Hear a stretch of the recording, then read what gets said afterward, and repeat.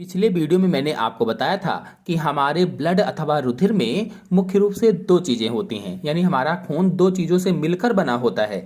एक तो प्लाज्मा जो 55% है, दूसरा रुधिराणु जो 45% है।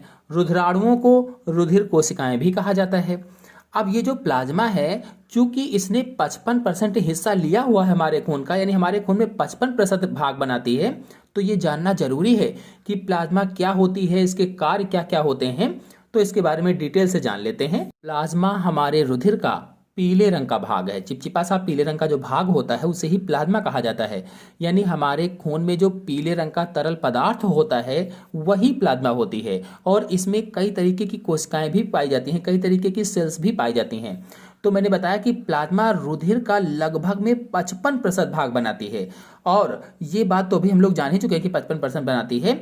इसके अलावा इस 55% भाग में लगभग 90% जल, 55% भाग में 90% जल, और शेष जो 10% बचा हुआ है, 8 से 10% भी आप कह सकते हैं। जैसे मैंने 90% जल बताया तो 90 से 92% आप जल कह सकते हैं, लगभग में है। तो इस तरह से शेष जो 10% बचा हुआ है, इस 10% में प्रोटीन होती है, शर्करा होती है, वसा होती है और अकार्बनिक लवण भी पाए जाते हैं। तो इन लाइनों का कहने का मतलब ये है कि हमारे खून में पीले रंग का चिपचिपा सा भाग ही प्लाज्मा होती है, और जिसमें 90% जल होता है और बाकी में बहुत से लवण, ग्लूकोज, प्रोटीन्स, एमिनो अम्ल, हार्मोन्स आदि चीजें उसी में होती हैं। अर्थात प्लाज्मा इन सब चीजों से मिलकर बनी होती है। इतनी चीजें होती हैं इसमें प्लाज्मा में, यानी इसका संगठन होता है प्लाज्मा का। यदि प्लाज्मा में पाई जाने वाली प्रोटीन्स की बात की जाए तो प्लाज्मा प्रोटीन्स लगभग 7% होती है। यानी प्लाज्मा में जो प्रोटीन्स पाई जाती है वो लगभग 7% होती है। ध्यान से एक एक पॉइंट को समझेंगे, क्योंकि कहीं से भी क्वेश्चन बन सकता है। जैसे पूछ लिया जाता है कि प्लाज्मा में कौन कौन सी प्रोटीन्स पाई जाती है, उनके नाम क्या होते हैं, वो क्या क्या कार्य करती हैं। तो प्लाज्मा में पाई जाने वाली प्रोटीन्स में सबसे पहली प्रोटीन है एल्ब्यूमिन प्रोटीन। एल्ब्यूमिन प्रोटीन्स जो रुधिर के परासरण दाब को नियंत्रित करती है, या कह लीजिए कि परासरण दाब को निर्धारित करती है। परासरण एक तरीके की विसरण क्रिया होती है, अर्थात जो ऑस्मोटिक प्रेशर होता है ये क्या होता है, एक तरीके का विसरण क्रिया है। कहने का मतलब ये है कि एल्ब्यूमिन परासरणीय संतुलन बनाती है। परासरणीय संतुलन मतलब ये हुआ, जैसे कि कोशिकाएं हैं तो कोशिकाओं में जब पानी नमक जैसे है तो नमक के कंसंट्रेशन को संतुलित रखने के लिए कोशिका के अंदर जाता है, बाहर आता है, तो इसे ही पर्णशरीय संतुलन कहा जाता है। और ये जो एल्ब्यूमिन है इसकी कमी से हाथ पैरों में सूजन हो जाती है, कमजोरी आती है, थकान महसूस होती है। अगर ये कम हो जाए एल्ब्यूमिन हमारे शरीर में प्लाज्मा के अंदर, तो क्या होगा कि हाथ पैरों में सूजन आ जाती है, कमजोरी हो जाती है, थकान महसूस होती है। और अगर इसको पूरा करना है, इसकी कमी को, तो प्रोटीन युक्त भोजन हम करें। ऐसी चीजें जिसमें प्रोटीन होती है, जैसे अरहर की दाल वगैरह है, इनको खाएं तो प्रोटीन युक्त तो अधिक भोजन करने से इसकी मात्रा पूरी हो जाती है। फिर दूसरी प्रोटीन है ग्लोबुलिन। ग्लोबुलिन जो प्लाज्मा में पाई जाती है दूसरी प्रोटीन है। इसे इम्यूनोग्लोबुलिन भी कहा जाता है। और ग्लोबुलिन शरीर में एंटीबॉडीज के समान कार्य करती है, एंटीबॉडीज की तरह से कार्य करती है, और विषाक्त पदार्थों, वायरस तथा बैक्टीरिया को नष्ट करती है। यानी ये प्रोटीन हमारे शरीर में प्रतिरक्षा विकसित करती है, इम्यूनिटी पैदा करती है, और बाहर से आने वाले हानिकारक पदार्थों व सूक्ष्म जीवों से हमारी रक्षा करती है।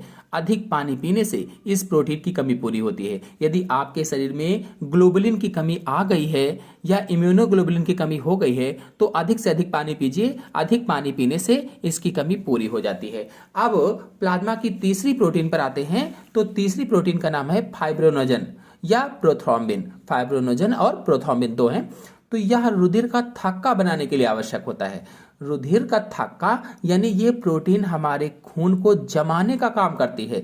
अब खून को हमारे शरीर के अंदर तो जमाने का काम करेगी नहीं, क्योंकि अगर शरीर के अंदर खून को जमा देगी तो हम लोग मर जाएंगे। बल्कि ये कार्य क्या करती है कि यदि हम कहीं कट जाते हैं, हमारा कहीं ऑपरेशन होता है, कहीं चोट लग जाते हैं, तो जो खून बहने लगता है वहां पर खून का थक्का जमाती है, उसको रोकने का कार्य करती है। इसलिए कहा गया कि रुधिर का थक्का बनाती है ताकि खून बहना बंद हो जाए। तो इसका कार्य होता है फाइब्रोनोजन का या प्रोथ्रोम्बिन का कार्य होता है। ये वह प्रोटीन्स हैं जो प्लाज्मा में पाई जाती हैं। यानी 3 प्रोटीन्स मैंने 4 बताई हैं, ये वह प्रोटीन्स हैं जो हमारी प्लाज्मा में पाई जाती हैं। अब प्रोटीन के अलावा कुछ और भी पोषक पदार्थ हमारे प्लाज्मा में पाए जाते हैं। यानी प्लाज्मा में ग्लूकोज, वसा, एमिनो अम्ल, वसीय अम्ल, कोलेस्ट्रॉल, फास्फोलिपिड्स और विटामिन भी घुले रहते हैं। मतलब प्लाज्मा में लगभग 90% मैंने जल बताया था। फिर 3-4 प्रकार की प्रोटीन्स आपको बताई हैं। इसके अलावा ये पोषक पदार्थ, ये न्यूट्रिएंट्स भी उसी में घुले होते हैं, उसी प्लाज्मा में मिले रहते हैं। इसके अलावा कुछ लवण यानी साल्ट्स भी उसी में पाए जाते हैं, जैसे सोडियम है, पोटेशियम है, कैल्शियम है, आयरन के क्लोराइड्स हैं, सल्फेट्स, फास्फेट्स, बाइकार्बोनेट्स आदि ये उसी में घुले रहते हैं। और इन सभी लवणों के कारण ही हमारा रुधिर जो होता है वो हल्का सा क्षारीय हो जाता है, यानी इन्हीं साल्ट्स के कारण हमारा खून क्षारीय हो जाता है। मतलब इन्हीं के कारण हमारा खून हल्का नमकीन हो जाता है, नमकीन सा लगने लगता है।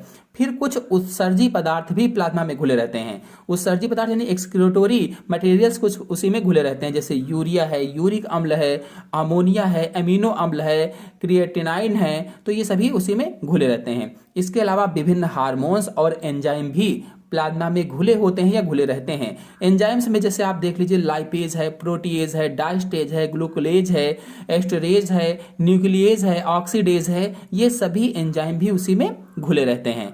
प्लाज्मा में कुछ गैसें भी घुली रहती हैं, जैसे ऑक्सीजन है, CO2 यानी कार्बन डाइऑक्साइड है, ये भी उसी में घुले रहती हैं। और कुछ एंटीबॉडीज तथा एंटीजन भी उसी में घुले हुए होते हैं। रुधिर में जो पहुंचने वाले जीवाणु होते हैं, अन्य बाहर से आने वाले प्रोटीन्स है, उसको एंटीजेंस कहा जाता है।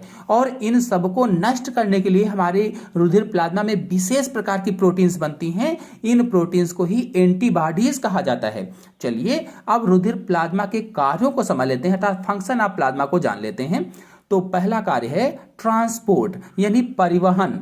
तो जो प्लाज्मा होती है यह पोषक तत्वों, हार्मोन्स, एंजाइम्स एवं अपशिष्ट पदार्थों को एक स्थान से दूसरे स्थान पर परिवहन करती है, एक स्थान से दूसरे स्थान तक ले जाने का कार्य करती है। फिर दूसरा कार्य है शरीर में द्रव की मात्रा स्थिर रखना, यानी retention of fluid in body. तो रुधिर का थक्का बनाकर शरीर के द्रव को बाहर नहीं निकलने देती हैं। भाई थक्का बन जाएगा तो खून के अलावा जो द्रव है वो भी बाहर नहीं निकलेगा। इस प्रकार से शरीर में द्रव की मात्रा को स्थिर रखती हैं, स्थिर बनाए रखती हैं। फिर नेक्स्ट है रुधिर की हानि को रोकना, प्रिवेंशन ऑफ ब्लड लूज। जैसे हमको चोट लग जाती है तो चोट लगने पर क्या होता है, रुधिर बहने लगता है, खून बहने लगता है। तो प्लाज्मा में प्रोटीन मैंने बताया था, फाइब्रिनोजन पाई जाती है और प्रोथ्रोम्बिन होती है। ये दोनों प्रोटीन रुधिर का थक्का बनाने में सहायता करती हैं। अब जब रुधिर का थक्का बन जाएगा तो रुधिर बहने से रुक जाएगा। रुधिर बहने से रुक जाएगा तो होगा क्या कि रुधिर की हानि नहीं होगी, प्रिवेंशन हो जाएगा, प्रिवेंशन ऑफ ब्लड हो जाएगा। फिर नेक्स्ट है प्रतिरक्षा यानी इम्यूनिटी। मतलब जो प्लाज्मा होती है इसमें उपस्थित जो प्रतिरक्षी होती हैं, जो ग्लोबुलिन है, ये प्रोटीन ग्लोबुलिन होती है, जो हम बाहर से आने वाले सूक्ष्म जीवाणु होते हैं, बैक्टीरिया होते हैं, इनको निष्क्रिय बना देती हैं, उनको काम नहीं करने देती हैं। यानी हमारे शरीर में इम्यूनिटी विकसित करती हैं, प्रतिरक्षा का निर्माण करती हैं, यानी सूक्ष्म जीवाणुओं से हमारे शरीर की रक्षा करती हैं, बाहर से आने वाले विषाक्त पदार्थों से हमें बचाती हैं। फिर अगला है रुधिर का पीएच बनाए रखना, यानी to maintain pH of blood.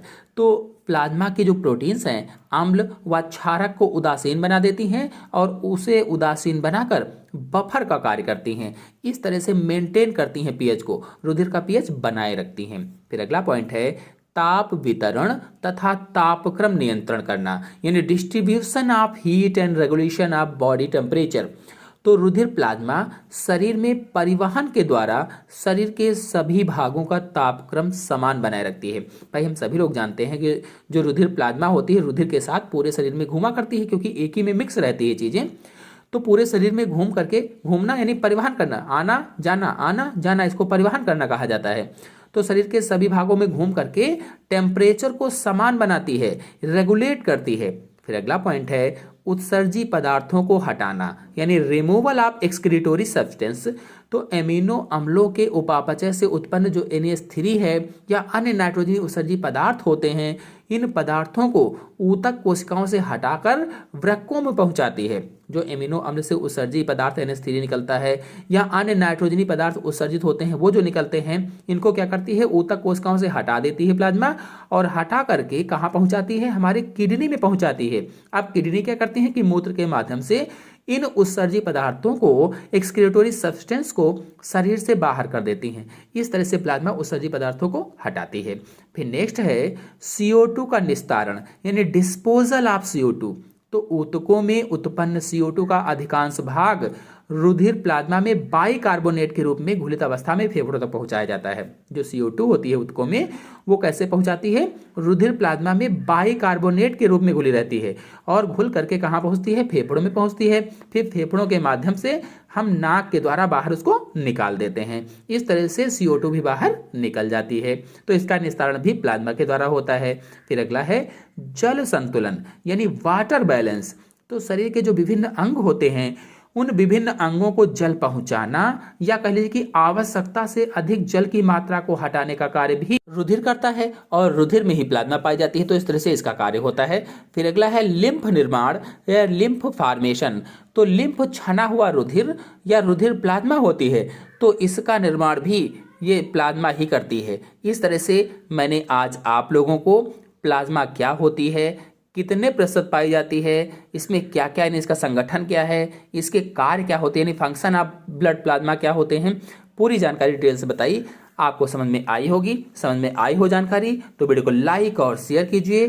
Channel पर नए हैं तो चैनल को सब्सक्राइब कर लीजिए। धन्यवाद।